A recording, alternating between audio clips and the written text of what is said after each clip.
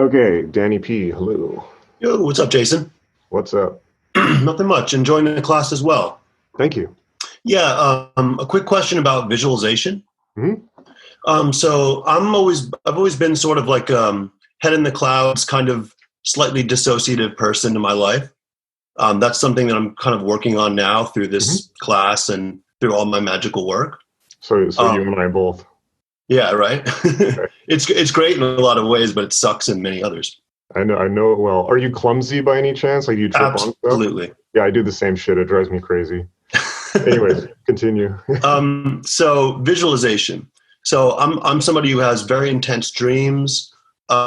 Somebody who, in meditative states, when I let my mind kind of just go, I have very intense. I don't know if you can call those visualizations, but it certainly feels real, and it certainly Yeah, feels like I can see these things. yeah, When I'm single pointed focus, when I'm paying attention to my physical visual field, it's a completely different, understandably experience, and and I'm a lot clumsier in that world, so to speak, run that by me again. So when it's like closed eye visualization versus when you're kind of versus visualizing just things. imaginative, like Yeah, um, like I guess imaginative overlays. yes. Okay, got it. And I'm kind of wondering, like I notice a lot of stuff in my visual field. I'm noticing colors, sort of like bluish light, kind of clouds. And I'm trying to pay attention to that stuff as best as I can, but sort of like sitting in a class in high school, find myself, drifting off into this kind of more, what would you call it? Like a more interesting world of, this overlay, as you say. Yeah.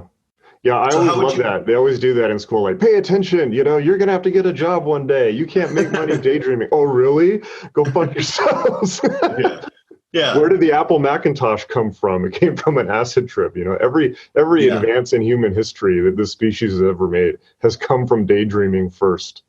I'm Yes. completely serious. Anyway, so I don't want to interrupt you. Go ahead. No, no, and I'm just trying to kind of square this stuff in my own life. Is like Yeah. I know this stuff is helpful in my creative life, but it certainly fucks me up in my performance life, in my learning, like basic ADD kid shit. Yeah.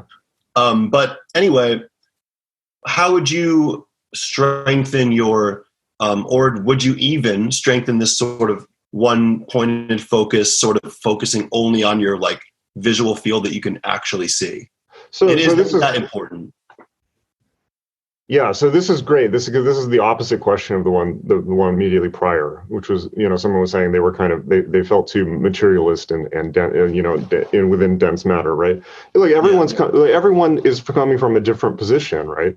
Everyone has a different innate background, which is based on a lot of things: genetics, upbringing, environment, their prior experience, and also prior incarnations, right? So, if we want to go that way, go that far. So the reason, and again, this is the reason why there are so many practices in magic. Not, and it's because everyone needs something else. And when I say everyone needs, everything needs, it's like all the ingredients are there, but everyone probably needs them mixed together in a slightly different way, right? And when I say, and the criteria for that is for them to become as balanced and well-rounded as possible. And this is really critical. The goal here is not to zoom off into some transcendent dimension, right? You're already quite good at that. The goal is to the eternal Tao, right? The goal is balance and equilibrium in all things, and to bring oneself into balance, because the most balanced is the strongest, right? Any martial artist will tell you that. And so in your case, and I can speak from personal experience here. In your case, what you need is to eat enough calories every day, to eat a full and rounded diet, and to do heavy physical exercise. Uh, And probably to do some type of body focused discipline, yeah. which could be yoga, it could be dance, it could be martial arts, it could be sports are great. There's tons of options. Skiing, but it's something that demands that you be totally focused on your body. right? And in the those physical two are world. transcendent paths, right? But you have to trip into the dense material, right? And understand, you just need to understand the plane of matter a bit more, because lots of people, there's top down, lots of people in this disassociated condition are halfway in and halfway out of the world. And that's an interesting position because it allows you to see stuff that other people can't. But you're here for a reason. So since you're on the path of magic is to master everything, essentially. It's to and bring it into equilibrium based on your true will. So you have a deficiency in your education, which is the material world, as I did, right? And I work really, I have to work very, very hard to overcome that. It's a personal struggle. It's a not as much now, but certainly, definitely like in my late 20s. By the time of my late 20s, I was so blown out from. I was like in another dimension, like I wasn't even there. Like I would talk and I would speak so low that people couldn't hear me, and I'd be staring off into the distance. There's a lot of, it's like Ash's Casualty territory. There's a lot of magicians like that.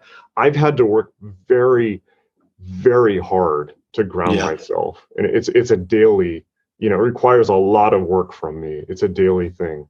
To focus on diet, exercise, and if I drift away from it from a few days, I'll easily float back off into the netherworld, and it's like, but I need to be here in this world in order to fulfill my karma. I need to maintain my responsibilities to students. In order to be able to teach and things like this, I need to maintain anchoring within this world, because otherwise I just would have been off in India, just floating off into, I would have just floated off into whatever long time ago. And this stuff lines up. This stuff lines up with the true will in a big way. It seems like, where if you're not grounded in the world anyway, no one benefits from your karma, or from your good attributes. So that's right. Beautiful, man. That's profound. Yeah, I appreciate it. It's practical. It's just practical. It's like people are like, well, people like get all like high snooty about like money and marketing and business and all of this stuff. And it's like how the fuck else are you going to do anything in this world? Tony Robbins, had such a great line about it once. That I heard him say in person. Actually, he said, I realized that if I did not master, it's like he said, I realized, I think in his early 20s, I had all this profound knowledge about human psychology and excellence and achievement and waking people up. But I realized that if I did not master marketing and business and all this, my message would die on my lips. Mm.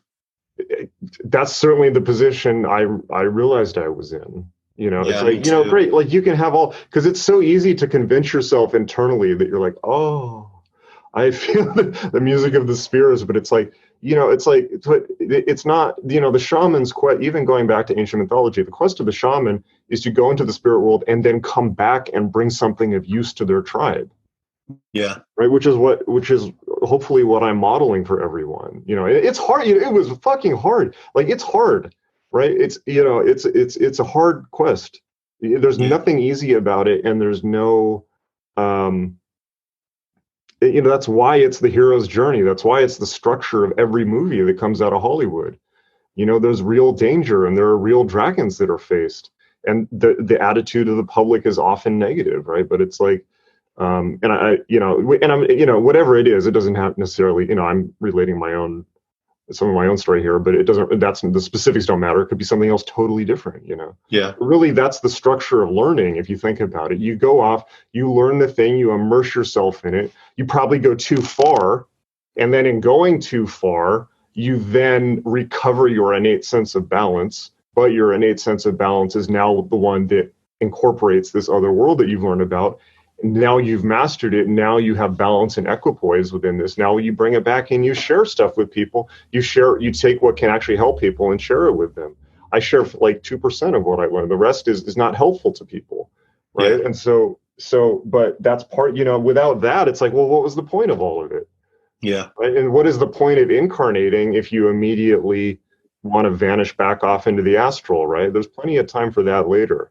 Sure. You're in the material world, so just it's not that hard to sort out, but it seems like a good problem to have, actually.